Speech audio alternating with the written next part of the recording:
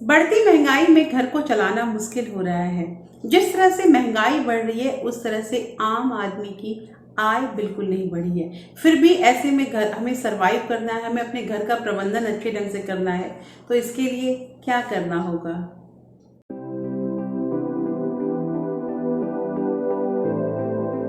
Hello everyone, welcome back to my channel real life with Tuku. कैसे हैं आप लोग? आई होप आप बहुत अच्छे होंगे और सेहतमंद होंगे और आप लगातार मेरी वीडियो के साथ भी बने हुए होंगे। दोस्तों, आज की वीडियो में हम बात करेंगे कि ऐसे कौन से हम उपाय करें या कौन से हम कदम उठाएं जिससे इतनी महंगाई होने के बावजूद भी हम अपने घर का प्रबंधन अच्छे ढंग से कर पाएं। देखिए, मैंने पहले भी बताया है आप लोगों को कि खर्च बढ़ाना बहुत आसान होता है और बहुत लोग तो ऐसे होते हैं जो खर्च को बढ़ाते नहीं है, वो अपने आप बढ़ जाता है। ये बात सही है, लेकिन कुछ ऐसे काम हमें करने होंगे और इस वीडियो में मैंने आपको 5 ऐसे उपाय बताए हैं जिस पे अगर हम ध्यान दें और जिस पे हम अमल करें तो इस बढ़ती महंगाई में भी हम अपने घर का प्रबंधन अच्छे ढंग से कर सकते हैं। दोस्तों, ये वीडियो बहुत इंटरेस्टिंग है, इसलिए इस वीडियो के अंत तक जरूर बने रहिएगा। और अगर आप लोगों ने अभी तक रियल लाइफ विद टुकू को सब्सक्राइब नहीं किया है तो प्लीज सब्सक्राइब कर लीजिए अपने इस चैनल को और साथ में जो बेल आइकन है उसे भी जरूर प्रेस कर दीजिएगा ताकि ऐसे ही इंटरेस्टिंग वीडियो के नोटिफिकेशन आपको मिलते रहें। दोस्तों, वीडियो पसंद आए तो एक लाइक जरूर कर दीजिएगा। तो चलिए स्टार्ट करते हैं वीडियो को। सबसे पहला यहाँ पे पॉइंट आता है दोस्तों कि हमें थोड़ा सा बदलाव करना होगा। अब बदलाव क्या करना होगा? जैसे हमने आपको पिछले कई वीडियो में बजट बनाने पे बताया था कि आप 50-30-20 का रूल अपना सकते हैं।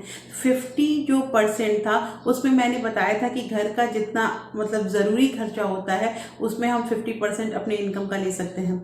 यहाँ थोड़ा सा बदलाव ये करना होगा। ये करना मुश्किल है लेकिन असंभव नहीं है। तो यहाँ पे करना ये है दोस्तों कि आपको ये जो 50% जो हमारे जरूरी खर्चे हैं उसको हर महीने 2-2% या 1-1% कम करना है। अगर आप एक मंथ में 48% करते हैं और उसके दूसरे मंथ में 45% में ही अपने घर को चलाते हैं, जो जरूरी खर्चे हैं उसको हम धीरे धीरे कम करने लगे और वो जो 50% है उसको अगर हम 40% पे ले आए तो यहाँ थोड़ा सा अगर हम बदलाव करते हैं तो हमारे घर का खर्च चल पाएगा। जैसे कि एग्जाम्पल में मैं आपको बता दूं कि अभी जैसे मैंने बताया आप लोगों की महंगाई बढ़ रही है तो जो साग सब्जी है या फिर जो हम लोग दूध वगैरह मिल्क जो घर में लेते हैं सबका रेट बढ़ा है। तो अगर जैसे खपत मान लीजिए हमारे घर में 2 लीटर या 2.5 लीटर मिल्क की है और हम उस खपत को थोड़ा कम करते हैं, जैसे 2 लीटर हम लेते थे, 2 लीटर का रेट बढ़ गया तो अगर हम 1.5 लीटर में अपने घर को मैनेज कर पाते हैं तो यहाँ हमारा थोड़ा पैसा बचेगा। तो ऐसे ही करके कहाँ कहाँ हम कटौती कर सकते हैं। इस चीज को करना क्या है कि उस 50% को अगर हम 1-2 या 3 महीने में 40% तक लेके आते हैं तो शायद हमारा घर अच्छा चल पाएगा। दोस्तों, ये उन लोगों के लिए वीडियो है जिन लोगों ने मेरे पास बहुत सारे कमेंट किए हैं कि दिन प्रतिदिन महंगाई बढ़ रही है, स्कूल की फीस बढ़ रही है तो हम घर को मैनेज कैसे करें और हमारा इनकम नहीं बढ़ा है। ये उन्हीं लोगों के लिए मैंने एक सेपरेट वीडियो बनाया है। इसके साथ मुझे एक कमेंट आया था जिसमें उन्होंने बताया था मुझे कि जैसे स्कूल की फीस बढ़ी है और हमारा इनकम नहीं बढ़ा है तो ऐसे में हमें क्या करना होगा। तो दोस्तों, इसके लिए एक बहुत अच्छा उपाय है और वो भी हमारे एक व्यूअर ने ही इस क्वेश्चन का जवाब दिया जो मुझे बहुत अच्छा लगा कि इसमें आपको करना ये होगा कि आप अपने बच्चों के लिए हर महीने जो आपको फीस देनी है, तो जैसे कि 3 महीने पे फीस जाती है या कोई कोई स्कूल में 4 महीने पे फीस जाती है, तो 3 महीने वाले में आपको करना क्या है कि आप हर महीने थोड़ा थोड़ा अमाउंट रखना शुरू कर दीजिए। आपको अगर 3 महीने में आपके घर में आपके स्कूल में जो बच्चों की फीस जा रही है वो अगर 6,000 रुपये रखता है और आप पर मंथ 2-2 हज़ार रुपया उसका निकालने लगेंगे तो आपके ऊपर एक बार में बर्डन नहीं आएगा।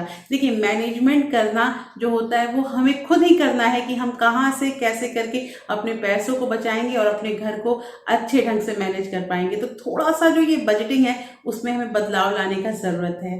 दूसरा पॉइंट यहाँ पे ये आता है दोस्तों कि घर के खाने को प्राथमिकता दीजिए। देखिए ऐसा होता है ना कि हमें ये समझ में नहीं आता है और हम कभी जैसे मान लीजिए मंथ में 2 बार या 4 बार अगर बाहर से खाना मंगा लेते हैं। अच्छा हाँ, ये भी होता है कि थोड़ा सा हम मतलब मूड को फ्रेश करना चाहते हैं इसलिए बाहर का खाना मंगाते हैं, लेकिन कभी कैलकुलेट कीजिएगा कि इस बाहर के खाने में आपका कितना पैसा खर्च होता है। ये सब करना इसलिए ज़रूरी है क्योंकि जो ये हम कहते हैं ना कि हमारा बढ़ती महंगाई में हमारा घर नहीं चल पा रहा है या हमारी आय कम है और हमारा जो व्यय है, हमारा जो खर्चा है वो ज़्यादा है, तो हमें ये खुद चेक करना होगा कि हम कहाँ अपने पैसों को ज़्यादा खर्च कर रहे हैं। और दोस्तों घर का खाना जो होता है वो बहुत अच्छा भी होता है हमारे हेल्थ के लिए और कम पैसे में बन जाता है। जो हम बाहर खाना खाते हैं उस खाने का जितना पैसा होता है उससे अगर देखिएगा तो हमारे घर का कम से कम 1 वीक का खाना तो ज़रूर बन जाएगा या 1 वीक की साग सब्जी तो ज़रूर आ जाएगी। तो दोस्तों घर के खाने को प्राथमिकता दीजिए।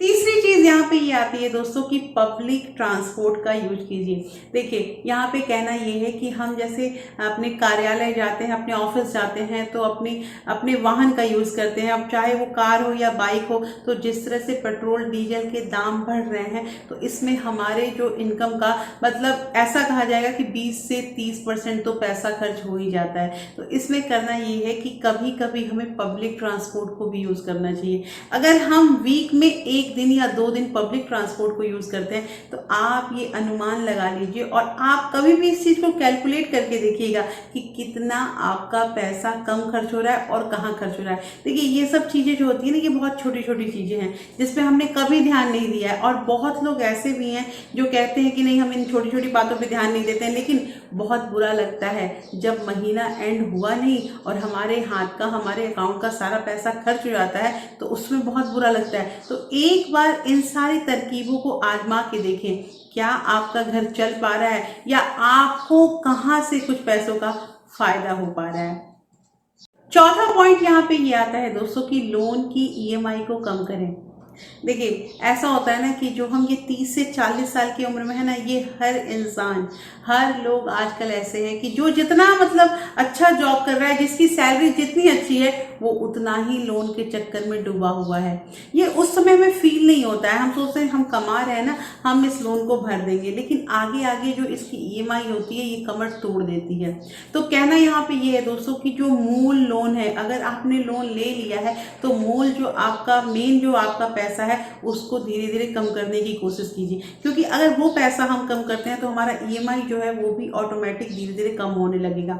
और दोस्तों इस पे मैंने एक सेपरेट वीडियो बना रखा है कि आप अपने कर्ज को कैसे उतार सकते हैं। और अगर आप कितना भी कमा लेते हैं, कितना भी सेव कर लेते हैं, अगर आपके ऊपर लोन है, आपके ऊपर कर्ज है, तो आपकी सेविंग नहीं हो पाएगी, ये तो फिक्स है। तो इस चीज पे थोड़ा गौर कीजिएगा। और ये जो चौथा पॉइंट है ये बहुत ही इंपॉर्टेंट है कि जो लोन का ईएमआई है उसे कम करने की पूरी कोशिश कीजिए।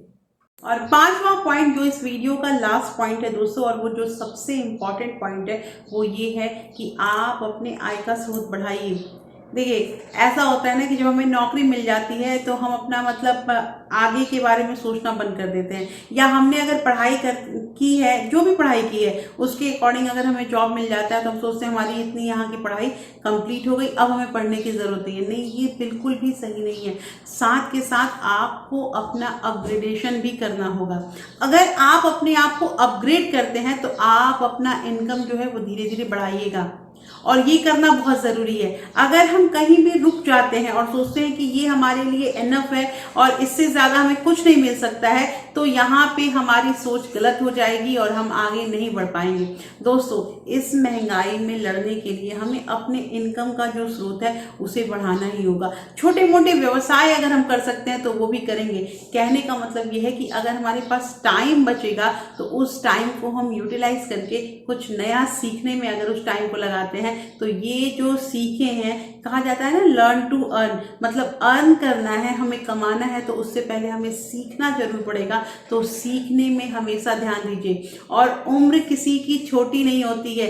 कहने का मतलब ये है कि उम्र खत्म नहीं हुई है कि अब आप इतने उम्र के हो गए, इतने एज के हो गए तो अब सीख के क्या होगा। सीखने की कोई उम्र नहीं होती। तो दोस्तों कैसी लगी आज की वीडियो, और मुझे जरूर बताइएगा कि आप लोगों को इस 5 पॉइंट में सबसे अच्छा पॉइंट कौन सा लगा और आप जो इस पॉइंट को इम्प्लीमेंट कर रहे हैं वो भी मुझे कमेंट करके ज़रूर बताइएगा। और दोस्तों अगर ये वीडियो आपको पसंद आई है तो आप इसे एक लाइक दे सकते हैं, अपने फ्रेंड्स और फैमिली में शेयर कर सकते हैं। और अगर आप लोगों ने अभी तक मुझे इंस्टाग्राम और टेलीग्राम में ज्वाइन नहीं किया है तो आप मुझे ज्वाइन भी कर सकते हैं। और दोस्तों मैं मिलती हूँ आपसे एक ऐसे ही इंटरेस्टिंग वीडियो के साथ। तब तक अपना प्यार और सपोर्ट बरकरार रखिएगा। Thank you, thanks for watching.